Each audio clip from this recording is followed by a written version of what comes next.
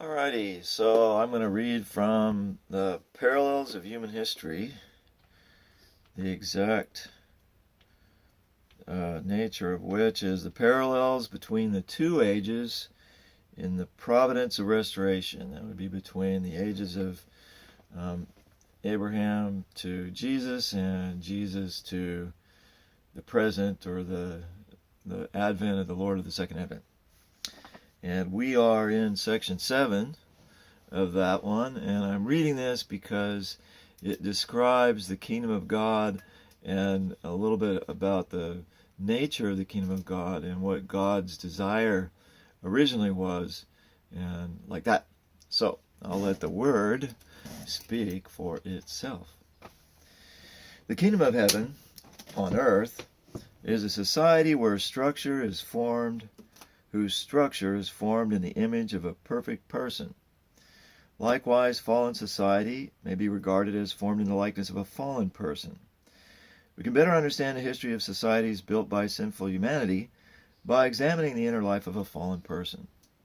A fallen person possesses both an original mind, which prompts him to pursue goodness, and an evil mind, which fills him with evil desires, and rebels against the promptings of the original mind. Undeniably, the two minds are constantly at war with each other, inclining us toward shifting and conflicting behaviors. Since human society is composed of individuals who are constantly at war within themselves, interactions among them cannot help but be full of discord and conflict. Human history has consisted of people's conflict-ridden social relationships, constantly changing with the course of time. Hence, it has necessarily unfolded in strife and warfare. Nevertheless, in the midst of the persistent fight against the original mind, between the original mind and the evil mind, people are ever striving to repel evil and follow the way of goodness. As they gain ground in their striving, their efforts bear fruit in righteous deeds. Because of the activities of the original mind within himself, even a fallen person can respond to God's providence of restoration and join in furthering the goal of goodness. Progress in history thus originates with individuals who, even amidst the vortex of good and evil, make determined efforts to reject evil and promote goodness. Therefore, the world toward which history is progressing is the kingdom of heaven, where the goal of goodness will be realized. We must understand that conflicts and wars are interim phenomenon to separate good from evil in the pursuit of this ultimate goal. Even though evil may triumph at times, God will use it to steer history toward the fulfillment of a greater good. In this respect, we can recognize that the progress of history toward goodness is driven by a process of constantly dividing good from evil according to God's providence of restoration. Meanwhile, on the basis of his relationship of blood ties with the first human beings, Satan has worked through fallen people to realize in advance of God a perverted form of the ideal society which God intends to realize. As a result, in human history, we witness the rise of unprincipled societies which are built upon twisted versions of the principle. At the end of human history, before God can restore the kingdom of heaven on earth, Satan will have built an unprincipled world in a distorted image of the kingdom. This is none other than the communist world. This is an instance of how Satan, who had a head start in the course of history, has always mimicked God's plans in advance of God. In the course of the providence of restoration, a false likeness precedes the appearance of the true. Jesus' prophecy that false Christs will appear before the second advent of Christ can be elucidated by this aspect of the principle. Section 7, Part 1. The progress of history in the age of the providence of restoration. Some historians have held that the first society built by fallen people was a primitive collective society. From the viewpoint of God's providence, the primitive societies which fallen people built were centered on Satan. Though Satan may have tried to build a collective society where people shared their possessions with each other, it would still have only been a defective imitation of the society which God intends to build through people of perfect character, a society characterized by interdependence, mutual prosperity, and universally shared values. Regardless of the form, this satanic primitive society could not have been free of struggle and division. If it had been, it would have perpetuated its existence forever without change, and God's providence of restoration could never have been fulfilled. In reality, the two minds at war within a fallen person give rise to internal conflicts which manifest themselves through his actions and cause him to be in conflict with others. Therefore, it would have been impossible for a satanic primitive society pursuing the goal of collective living ever to have maintained peace. As primitive societies evolved into larger-scale societies with different economic and social relations, these conflicts inevitably evolved in a corresponding manner.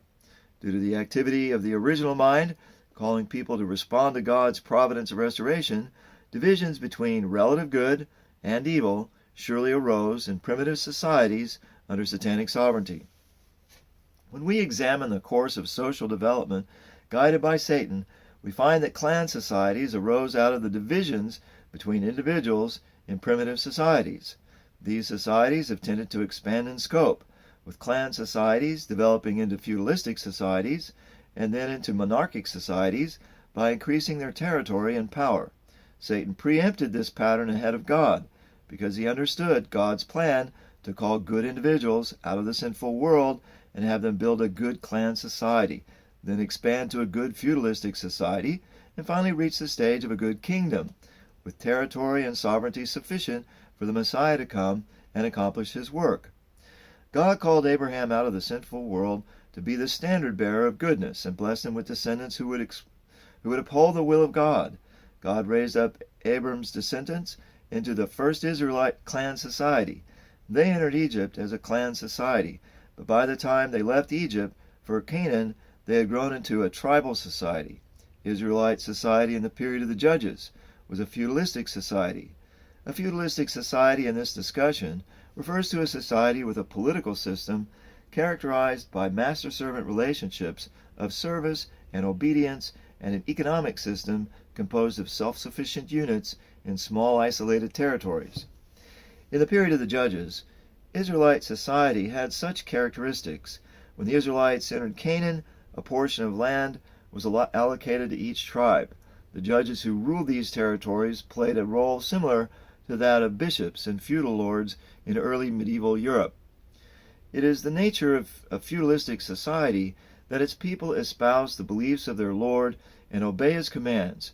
As long as the Lord remains faithful to the will of God, his people will follow him and stand on God's side. Living in a political system built on a master-servant relationships and having a self-sufficient economy, largely isolated from the outside world, they have considerable capacity to withstand Satan's invasion from outside. The main reason that a clan society develops into a feudalistic society is to bring property and people which have belonged to Satan back to God's side. By expanding the territory under God's sovereignty, they are a better place to ward off Satan's invasion.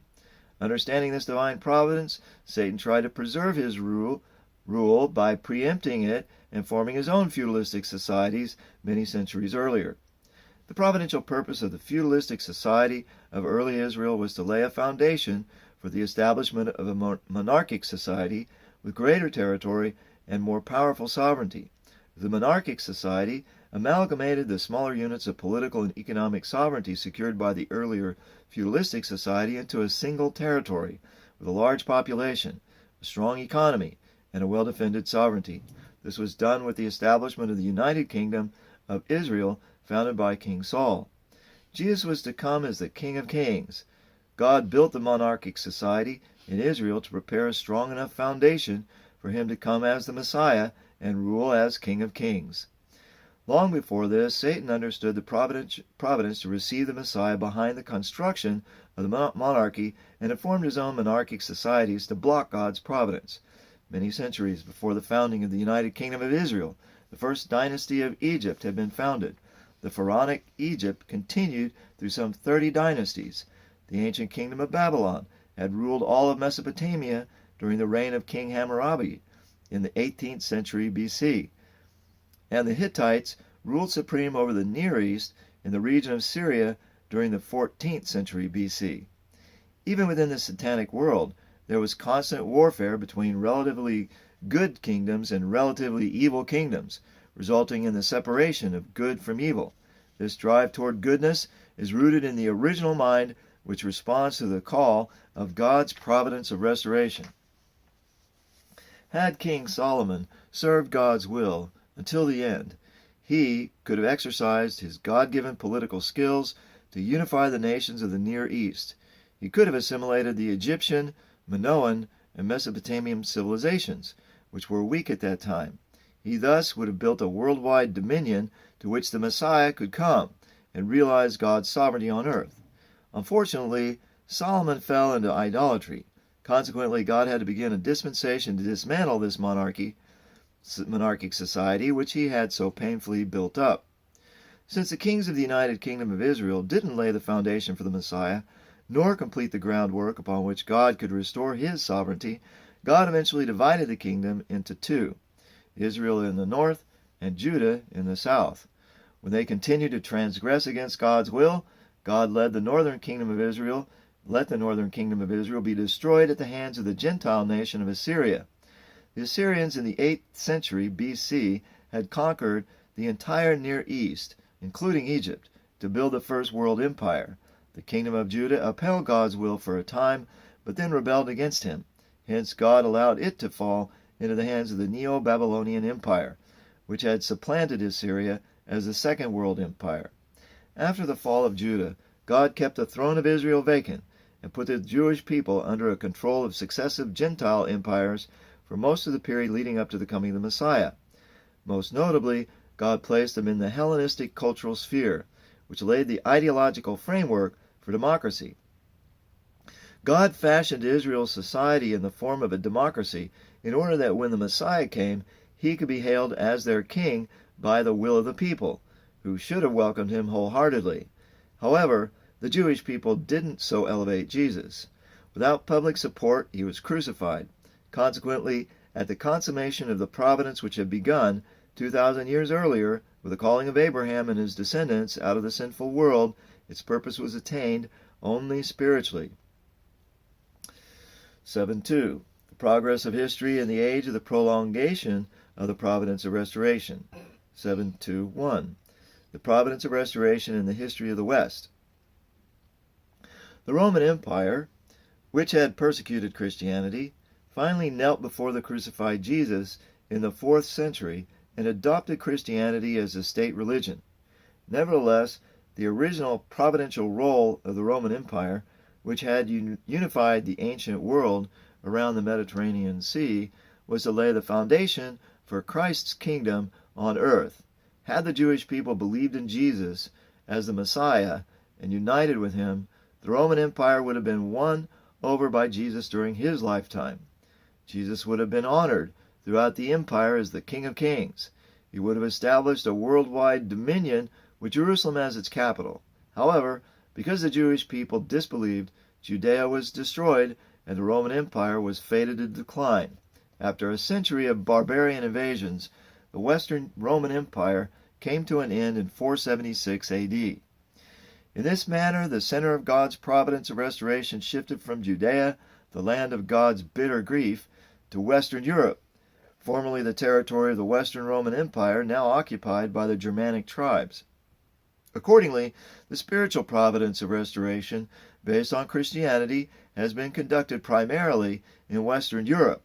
Only in Western Europe has the history of this era progressed strictly according to the pattern set by the providence of restoration.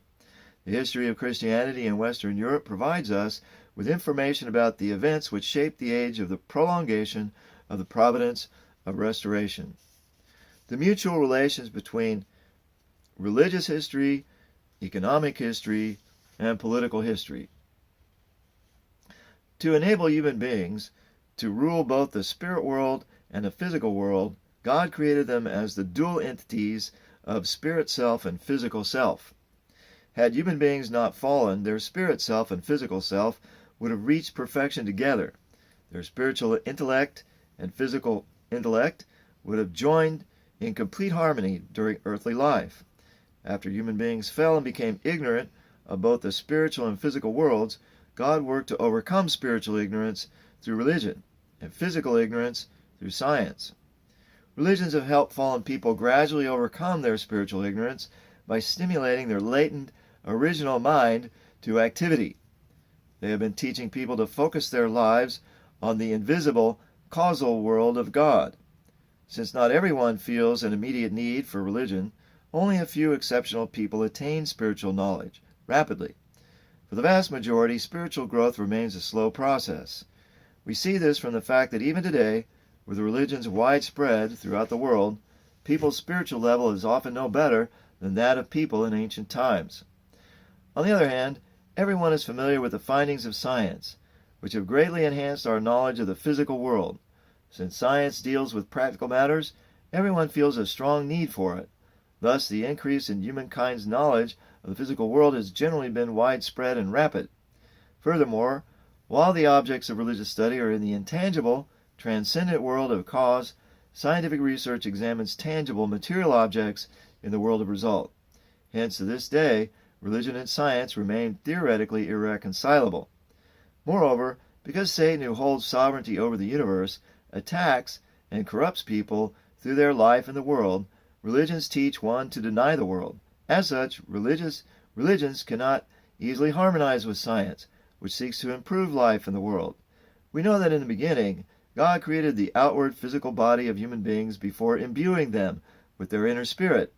The providence of restoration, which is the work of recreation, follows the same pattern, from the external to the internal.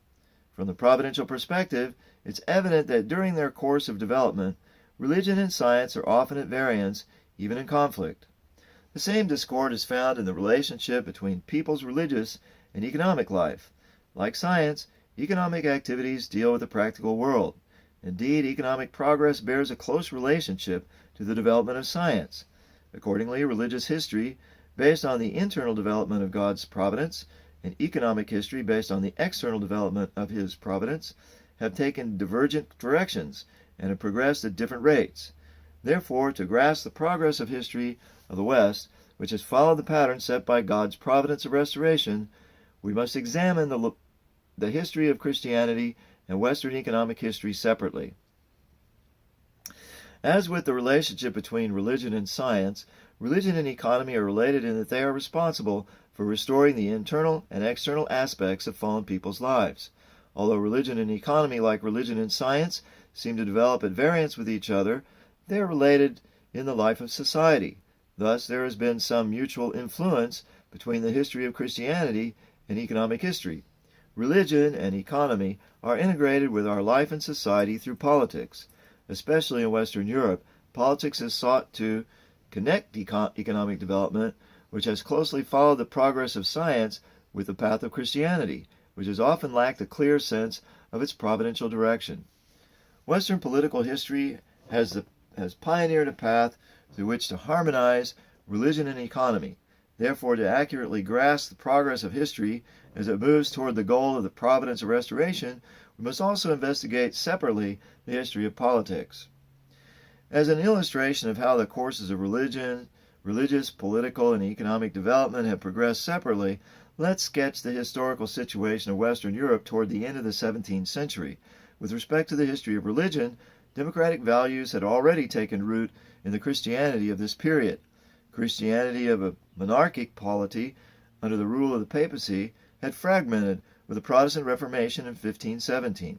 The people of Europe, whose life of devotion in medieval times had been subject to the papal hierarchy, were gradually liberated to lead a Christian life based on their own reading of the Bible. With regard to the politics of this period, absolute monarchy was at its height. Economically, feudal society based on the manor system persisted in many parts of Europe. Thus, the same European society was becoming democratic with respect to religious life, while remaining monarchic with respect to political life, and feudal with respect to economic life. We also should clarify why the development of history through most of the Old Testament age was not characterized by this pattern of separate development. In ancient Israel, the progress of science was extremely slow. Hence, its economic life didn't develop, and its society had little specialization. The people led a simple life under a social system in which religion was an integral part of their daily life. Bound by master-servant relationships and the strict code of the Mosaic Law, they had to obey their rulers in matters both political and religious. In that age, religion, politics, and economy did not progress separately. The clan society. 723. Let's examine the progress of history in terms of religion, politics, and economy during the New Testament age. The inclination of the original mind to respond to God's providence of restoration generally brings about divisions in a society centered on Satan. Those who follow God's will are singled out in this process and may gather to form a clan society on God's side. The birth of the Christian clan society followed this pattern. With the crucifixion of Jesus, the Jewish nation had fallen to Satan's side, and God could not continue with his providence of restoration in that society under such circumstances. Consequently, God broke up that society, calling devout believers out of it to establish a Christian clan society. In the Old Testament age, Jacob's 12 sons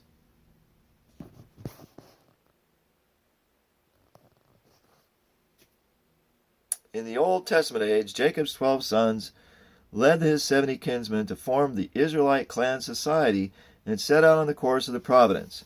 Similarly, in the New Testament age, Jesus' 12 disciples led his 70 followers to form the Christian clan society and commence God's new providence.